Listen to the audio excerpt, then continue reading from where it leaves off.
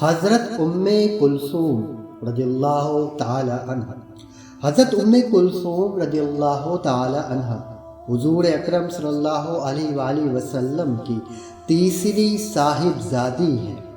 نزول وحی سے قبل ان کا نکاح بھی حضور اکرم صلی اللہ علیہ وآلہ وسلم نے ابو لہب کے دوسرے بیٹے عتیبہ سے کر دیا تھا، اور ان سے بھی یہی واقعہ پیش آیا جو حضرت رقیہ رضی اللہ تعالی عنہ سے آیا تھا، یعنی سورہ تبت یدا ابی لہب نازل ہوئی تو ابو لہب اور اس کی بیوی نے اپنے دونوں بیٹوں سے یہی کہا کہ بنت محمد صلی اللہ علیہ وآلہ وسلم کو طلاق دے دو، ورنہ ہمارے ساتھ تمہارا اٹھنا بیٹھنا حرام ہے۔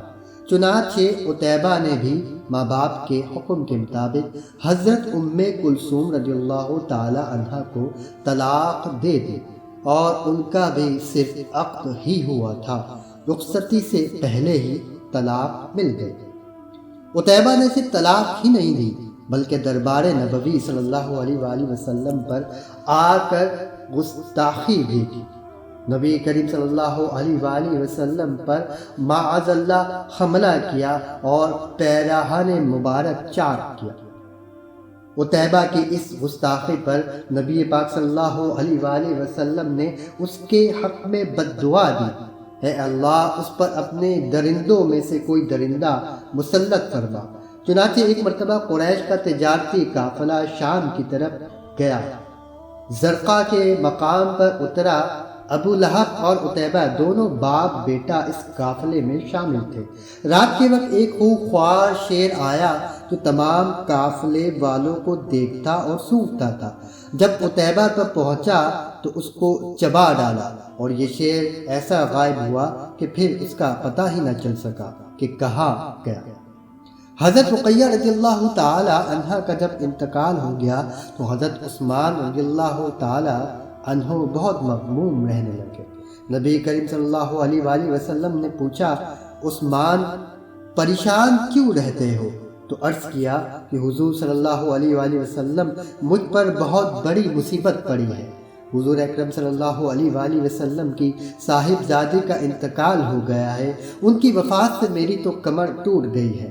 نبی کریم صلی اللہ علیہ وآلہ وسلم سے جو رشتہ قرابت وابستہ تھا منقطع ہو گیا۔ نبی کریم صلی اللہ علیہ وآلہ وسلم نے فرمایا، مجھے قسم ہے اس ذات کی جس کے ہاتھ میں میری جان ہے، اگر میری 100 بیٹیاں ہوتی تو میں ایک کے مرنے کے بعد دوسرے سے تمہارا نکاح کرتا جاتا۔ یہ جبرائیل کھڑے ہیں، انہوں نے مجھے خبر دی ہے کہ اللہ کا مجھے حکم ہے کہ ام کلثوم رضی اللہ تعالی عنہ کا نکاح میں تمہارے ساتھ کر دوں۔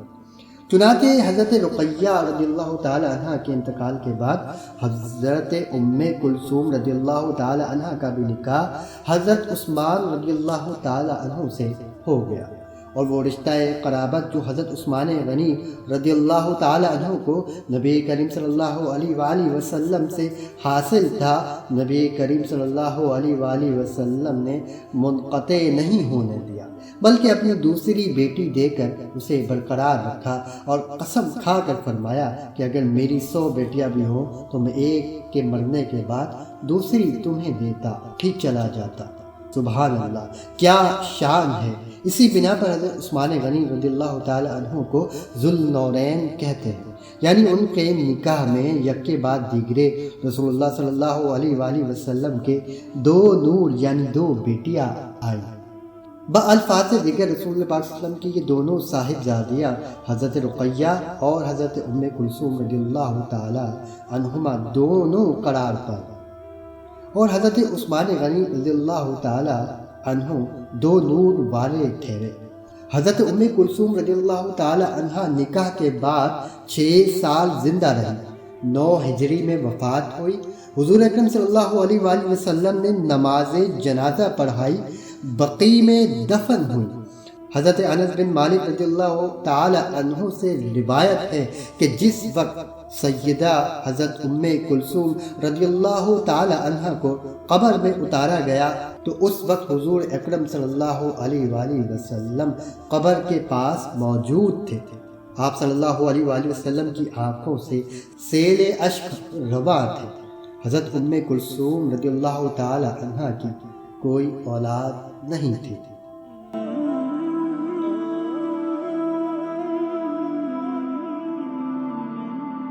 Oh